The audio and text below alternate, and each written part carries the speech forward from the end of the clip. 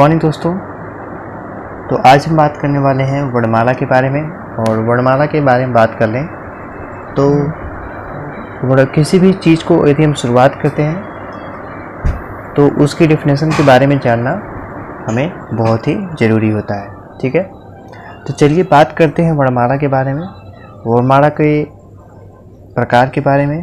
ठीक है, वर्णमाला के अंतर्गत क्या क्या आता है उसके बारे में बात करेंगे हम। ठीक है, तो चलिए शुरुआत कर देते हैं।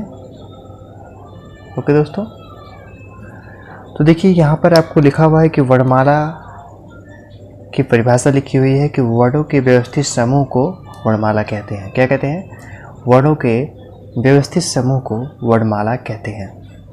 अब वर्णमाला में देखिए यहाँ पर लिखा हुआ है कि दो स्वर आते हैं और व्यंजन आते हैं। वर्णमाला के अंतर्गत दो चीज़ें आती हैं, एक स्वर होता है और एक व्यंजन होता है।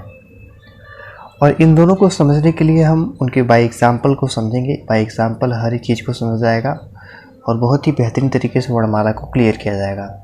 और उसके बाद वर्णमाला को क्लियर करते ही आपको वर्णमाला के मोस्ट इम्पॉर्टेंट क्वेश्चन के टेस्ट करवाए जाएंगे।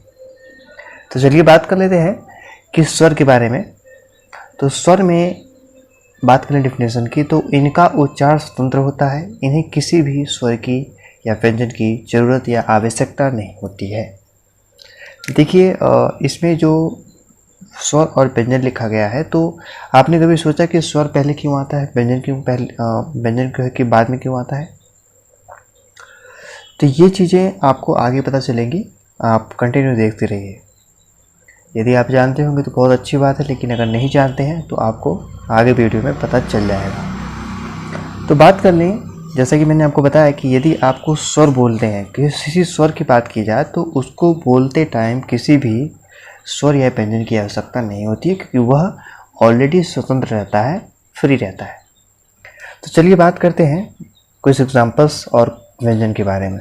तो हम डायरेक्टली पॉइंट पे आ गए और पॉइंट हमारा है व्यंजन। जैसा कि मैंने आपको स्वर बताया, स्वर के बारे में बताया, उसकी डेफिनेशन बताई कि स्वर किसे कहते हैं, जो कि स्वतंत्र रूप में हमेशा हो, जिससे बोलने के लिए हमें स्वर और व्यंजन की आवश्यकता ना हो, उसे हम स्वतंत्र, उसे क्या कहते हैं, स्वर कहते हैं। और यहाँ पर देखिए हम व्यंजन की बात कर रहे हैं, ये व्यंजन है। ठीक है, और व्यंजन में लिखा हुआ है कि इसकी डेफिनेशन ये है कि इनको उच्चारण करते समय जब भी ये बोला जाएगा तो उस समय हमें स्वर की आवश्यकता होती है। अर्थात जिसकी डेफिनेशन मैंने पहले बताई, ये जो व्यंजन है उसकी आवश्यकता के बिना उसे नहीं बोला जा सकता। ठीक है, किसी भी स्वर के आवश्यकता के बिना व्यंजन को नहीं बोला जा सकता है। तो इससे हमें ये पता चलता है कि पहले स्वर को रखा गया, उसके बाद व्यंजन को। इसलिए क्योंकि व्यंजन को बोलने के लिए किसी स्वर की आवश्यकता होती है और सेम स्वर को बोलने के लिए किसी भी व्यंजन या स्वर की आवश्यकता नहीं होती है, क्योंकि वह स्वतंत्र होता है। तो आपने अच्छे तरीके से इस बात को समझ लिया होगा। ओके, अब हम बात करेंगे आयोग वाह। देखिए जैसे कि स्वर और व्यंजन के बारे में मैंने आपको बताया। स्वर के अंतर्गत जैसे कि छोटा आ, बड़ा छोटी, बड़ी छोटा ऊ, बड़ा उरी, ए आई ओ औ अंग आ। अब देखिए लास्ट में जो अंग और आह है, यह आयोग वाह होते हैं। ना ही यह स्वर के अंतर्गत आते हैं और ना ही व्यंजन के अंतर्गत आते हैं। तो यहाँ पे देखिए आयोग वाह का डेफिनेशन भी लिखा हुआ है, आप थोड़ा सा देखिए इसको। आयोग वाह की जो डेफिनेशन है आप देख सकते हैं, यह हमेशा अलग रहते हैं, ना ही स्वर के साथ रहते हैं और ना ही व्यंजन के साथ। डेफिनेशन आपकी क्लियर है, यह हमेशा अलग होते हैं।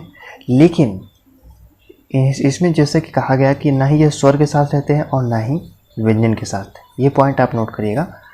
लेकिन इन्हें बाद में स्वर के लिस्ट में रख दिया गया, मतलब जो स्वर होता है उसके लास्ट में इन्हें जगह दे दी गई कांता प्रसाद गुरु जी के अनुसार। तो जो व्याकरण के गुरु हैं वो है गुरु कांता प्रसाद। तो इस वजह से इन्हें क्या किया गया कि इन दोनों के अंतर्गत नहीं आते थे, इन्हें हम व्यंजन में जगह दे नहीं सकते थे। तो इन्होंने, कांता प्रसाद गुरु जी ने क्या किया कि इन्हें स्वर के लास्ट में जगह दे दी और इन्हें हम अयोग वाह कहते हैं। अयोग वाह किसे कहते हैं, कभी कभी ये भी पूछ देता है। तो ये इसमें डेफिनेशन यही हो जाएगी कि यह हमेशा अलग रहता है, ना ही स्वर के साथ रहता है, ना ही व्यंजन के साथ। अयोग वाह वर्ड कौन से हैं, तो वे है अंग और अह। ये तो आप लास्ट में समझ ही होंगे, लास्ट के 2 वर्ड यही है ना, सिंपल। अब हम बात करेंगे भाषा के बारे में, थोड़ी सी भाषा के बारे में जान लेते हैं और भाषा को आप किस प्रकार से समझ सकते हैं, ठीक है।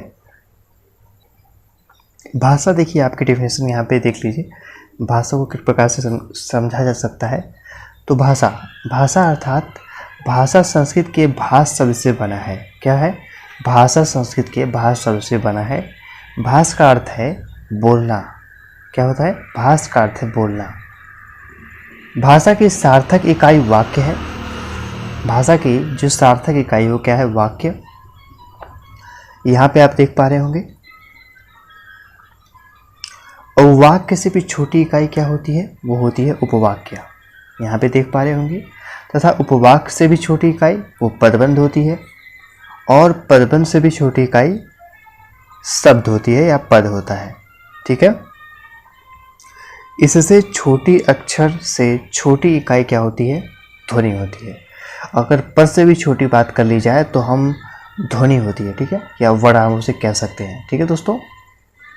और यहाँ पर आप देख पा रहे होंगे कि इसके बाद जैसा कि मैंने आपको बताया कि पद से भी, मतलब सबसे भी छोटी इकाई क्या होती है? वो ध्वनि होती है।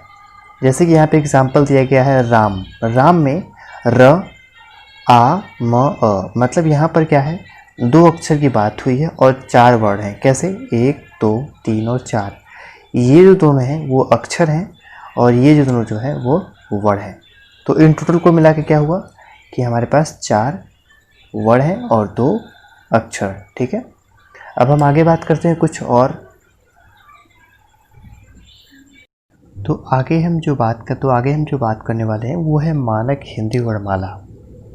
मानक हिंदी वर्णमाला के अंतर्गत हम जानेंगे कि वर्णमाला के अंतर्गत कितने स्वर, कितने व्यंजन, ठीक है, किस प्रकार से आते हैं, कौन से संयुक्त स्वर होते हैं, कैसे कैसे आते हैं, उसके बारे में जानेंगे और व्यंजन को भी जानेंगे। तो मानक हिंदी वर्णमाला किसे कहते हैं? मानक हिंदी वर्णमाला के अंतर्गत देखिए, मूलतः हिंदी उच्चारण के आधार पर 45 वर्ड होते हैं, ठीक है। मूल तौर पे जो वर्ड होते हैं वो कितने होते हैं? 45। 10 स्वर होते हैं और 35 व्यंजन।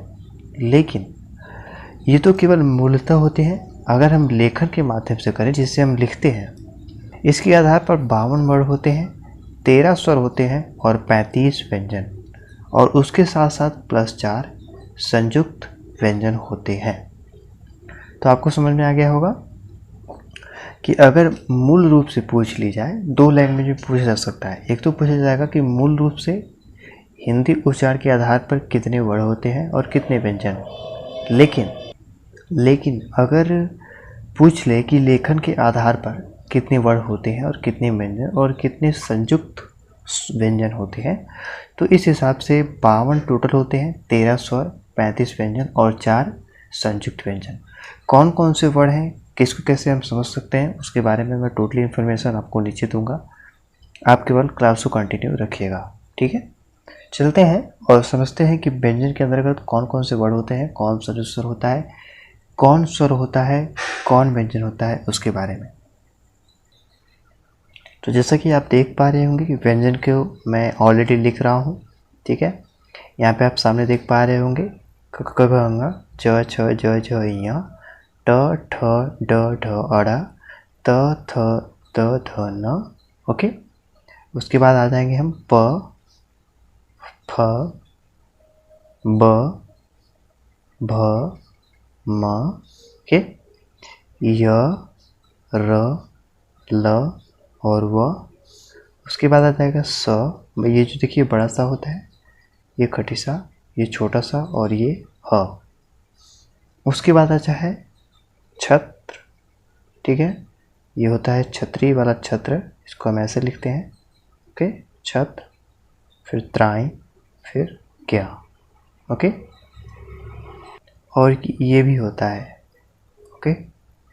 अब देखिए इसमें हम काउंट करेंगे कौन कौन से वर्ड किस किस के अंतर्गत आते हैं, इसके बारे में जानेंगे। तो बात कर लें जो व्यंजन होता है, ये देखिए व्यंजन लिखा हुआ है, इसको हम व्यंजन कहते हैं। अब इसमें मैं बताऊंगा कि कौन संयुक्त व्यंजन है, कौन केवल व्यंजन है, ओके, और कौन किसके अंतर्गत आता है। पहले तो हम बात करेंगे कि ये जो क ख ग घ अंगा है, ओके, क ख ग घ अंगा, ये आता है क वर्ग के अंतर्गत। किसके? क वर्ग। इसको हम बोलते हैं क वर्ग। अब इसको हम बोलेंगे च छ ज इया को च वर्ग। क्या बोलेंगे? च वर्ग। सिंपल है। आगे वाले को हम ही वर्ग बोलते हैं, तो ये हो जाएगा ट वर्ग, ये हो जाएगा त वर्ग, उसके बाद ये हो जाएगा प वर्ग। बस ये हो गया हमारा। अब सिंपल आप देख पा रहे होंगे यहाँ पे लिखा हुआ क च ट तप, क च ट तप, या आप लिख सकते, इसको आप जान सकते हैं, इसको आप अच्छी तरीके से समझ सकते हैं। कचट तप, ये एक तरीके से ट्रिक है। क्या है? कचट तप। क से क वर्ग, च से च वर्ग, ट से ट वर्ग, त से त वर्ग और प से प वर्ग। अब हम इसको क्या बोलते हैं? य र ल व। य र ल व को हम बोलते हैं अंतस्थ व्यंजन। क्या बोलते हैं? अंतस्थ व्यंजन। ठीक है, आपको समझ में आ गया होगा कि अंतस्थ व्यंजन किसे कहते हैं। यदि पूछ ले क्वेश्चन में तो य र ल व को अंतस्थ व्यंजन कहते हैं। अब ये स और स और ये स और ह, ये बड़ा सा है, खटी सा, छोटा सा और ह, इसको बोलते हैं हम ऊष्म, ऊष्म व्यंजन। चूँकि इसको बोलने में हमारे मुख से गर्मी का एहसास होता है। कभी आप बोल के देख लिया स ह, मतलब हवा जो है वो गर्म निकलेगी। ठीक है। अब ये लास्ट में छत, त्राई, ज्ञ और ये स्र। अब इसको हम क्या बोलते हैं? अगर बात करें तो इसको हम बोलते हैं संयुक्त व्यंजन। क्या बोलते हैं? संयुक्त व्यंजन। कैसे? आप जानेंगे। कभी कभी ये क्वेश्चन भी पूछ देता है, तो कभी कभी ये पूछ लेता है कि छ के अंतर्गत पहला वर्ड कौन सा आता है। तो छ हम ये दो वर्डों से मिलकर बना है क और स। ठीक है, क और स के मिलकर बना है ये, और छ के अंतर्गत पहला जो वर्ड होता है वो क होता है। ये क्वेश्चन इंपॉर्टेंट है, 1 नंबर का ये जरूर आता है, 1 नंबर लिख लीजिएगा। ठीक है। अगर हम त्र की बात कर लें तो त्र किन के वर्डों से मिलकर बना है, तो ये बना है त, ओके, और र। इन दोनों से वर्णों से मिलकर ये चीज़ें बनी है, और ये आधा क रहेगा। ज्ञ किससे बना है मिलकर? तो ज्ञ बना है आधा ज प्लस इया, ये बना है ज्ञ। और ये जो वर्ड है इसको अगर हम बात कर लें तो ये बना है बड़ा वाला स और प्लस र। तो ये जो चारों चीज़ें हैं मैंने लास्ट में लिखवाई, मोस्ट इंपॉर्टेंट है। संयुक्त व्यंजन भी याद कर लीजिएगा, ऊष्म व्यंजन भी, अंतस्थ व्यंजन भी, और ये कचट तप ये भी याद कर लीजिएगा, क्योंकि अभी तो आप केवल इसकी थ्योरी पढ़ रहे हैं। जब क्वेश्चन आंसर आएंगे तो सारे के सारे इन्हीं में से क्वेश्चन बनेंगे, तो आपको बताते टाइम प्रॉब्लम नहीं होगी।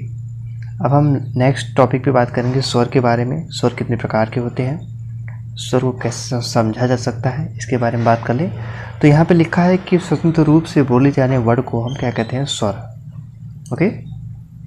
और स्वर के प्रकार कितने होते हैं? ये देखिए, ह्रस्व स्वर, दीर्घ स्वर और प्लुत स्वर। ओके। अब इन दोनों के ये 3 हैं स्वर के प्रकार हैं, 3 प्रकार हैं। मात्रा और उच्चारण काल के आधार पर ये 3 प्रकार के होते हैं। तो आप समझ गए होंगे, ह्रस्व स्वर, दीर्घ स्वर और प्लुत स्वर। इसके अलावा ये तो मैंने बताया आपको कि ये मात्रा और उच्चारण काल के आधार पे है। इसके अलावा जीभ के आधार पर होते हैं अग्र स्वर, मध्य स्वर और पश्च स्वर। ऐसे कई सारे प्रकार के स्वर हैं जिसके बारे में हम कल बात करेंगे अच्छे तरीके से। आज की क्लास आपको कैसी लगी मुझे कमेंट करके ज़रूर बताइएगा। मिलते हैं अपनी नेक्स्ट क्लास में, तब तक के लिए नमस्कार, धन्यवाद, थैंक यू सो मच। और कीर्तगढ़ टेलीग्राम ग्रुप है, या एग्ज़ाम कुंड नामक जैसा कि एक ग्रुप है, जो भी चैनल का नाम है। आप एग्ज़ाम कुंड सर्च करोगे टेलीग्राम पे तो वहाँ पे एक आएगा ग्रुप, वहाँ पे आप ज्वाइन हो सकते हो। वहाँ पे सभी प्रकार की जो विषय हैं उनकी प्रैक्टिस करवाई जाती है।